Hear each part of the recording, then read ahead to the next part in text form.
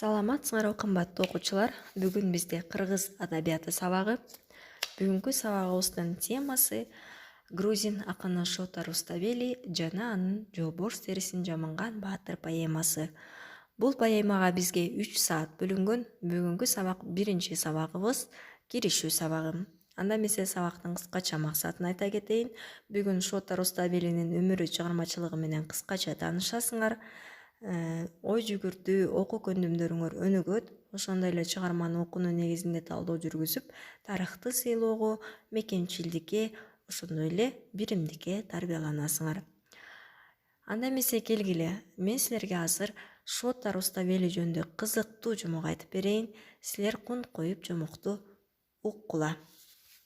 Илгери жер шарында Грузия деген өлкө болгон экен. Ал ажайып кооз өлкөнүн борбор шаары Тбилиси деп аталчу экен. Грузия өлкөсү алдыңкы Азияда жайгашкан. Ал батышынан Абхазия, чыгышынан Кара деңиз, түштүгүнөн Турция менен Армения, түштүк-чыгышынан Азербайжан, түндүгүнөн Россия менен чектешип турат. Өлкөнүн калкынын саны 5 миллиондон ашык адамды түзөт. Мына ушул өлкөдө дүйнө жүзүнө таанымал акын Шота Руставели жашап өткөн. Ал болжол менен 12-кылымдын экинчи жарымында туулган деген маалыматтар бар. Төрөлгөн жери Грузиядагы Рустави кыштагы болгон. Шота өнөрдүн бардык түрүн жакшы өздөштүргөн. Жаа тартуу, кылыч чабышуу, аңлоо сыяктуу эр-жигитке таандык сапаттарга ээ болгон. Ал академияга тапшырып, аны бүтүргөн күнү ошол кыштакта чоң той болот. Мына ошол тойдо Шотага падыша кызы Тамара ашык болуп калат. Ал ага алтын гүлдүү таажы кийгизет. Ошондон соң ал падыша сарайында жашап калат. Экөө бири-биринен ажырабаска антташат. Бирок алардын тилеги ишке ашпайт.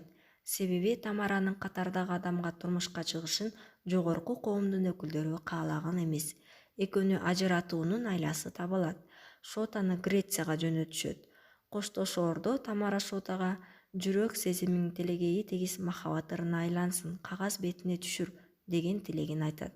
Ошентип Грецияда Шота бүткүл дүйнөгө белгилүү болгон улуу дастанга айланган Жолборс терисин жамынган баатыр поэмасын жаратат. Поэмада 11-12 кылымдардагы тарыхый окуялар, хан сарайы ыр түрүндө жазылган. Поэма болжол менен 1189 жылы башталып, 1207 жылы бүткөрүлгөн. Ошентип арадан көп жылдар өтөт. Шота Грециядан кайтып келгенден кийин Тамара аны хан сарайына каржы казына вазири кылып дайындайт. Ошол убакта ал жараткан поэмага жогору жактагылар дагы каршы чыгышып, ага черкөө душманы деген жалган жабылат. Акындыктан азап тарткан Шота Руставели Грузияны биротоло таштап, башка өлкөгө келип, ошол жерде кайтыш болгон деген маалыматтар бар. Жолборс терисин жамынган баатыр поэмасы акын өлгөндөн кийин да куугунтуктан ажыраган эмес. 1712 жылы арадан 5 кылым өткөндөн кийин гана поэманы биринчи жолу падыша Вахтанг алтынчы басмадан бастырып чыгарган. Анткени поэма элдин рухий турмушун чагылдырган. Ал элди тазалыкка, эркиндикке, чыныгы сүйүүгө шыктандырып турган. Ал бүткүл адамзаттын энчисине айланган. Жер жүзүндө поэма 37 тилге которулуп, 136 ирет басылып чыккан. Аны кыргызча сүйлөткөн биздин сүйүктүү акыныбыз Алыкул Осмонов болгон. Шота Руставелинин аты ал аткарган эмгеги үчүн Грузиялык драм театрга, Тбилисидеги театралдык институтка, Грузиянын Илимдер академиясына берилген. Ошондой эле башка өлкөлөрдөгү чоң көчөлөрдүн бардыгына Шота Руставелинин аты берилген. Бишкек шаарында дагы бир чоң көчө Шота Руставелинин атын алып жүрөт. Шота Руставели ага арналган атайын почта маркалары дагы чыгарылган. Алыкул Осмонов бир ырында мындай деп жазат: Шотаба чын достуктун эң кымбаты, эр үчүн керек жерде ак кызматы, жөнөй бер дагы сонун жерге алып барат, ал дагы мен берген ат кыргызаты. Таарынба, белегимдин көрдүн азын, сынагын кандай экен ичин ачкын, ал белек сага тааныш сулуу Нистан, мен аны кыргызчалап кайра жаздым.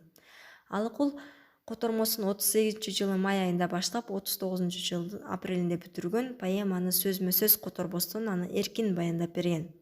Сабакты бушуктоо максатында мен силерге төмөнкү суроолорду жөнөттүм. Силер көңүл буруп суроолорго жооп жазып дептерге, анан менин WhatsApp номериме жөнөтөсүңөр. Бүгүнкү тема боюнча кимде түшүнбөгөн суроолор бар болсо, мага берсеңер болот. Бүгүнкү сабагыбыз аяктады. Көңүл бурганыңарга чоң рахмат. Саламатта калгыла.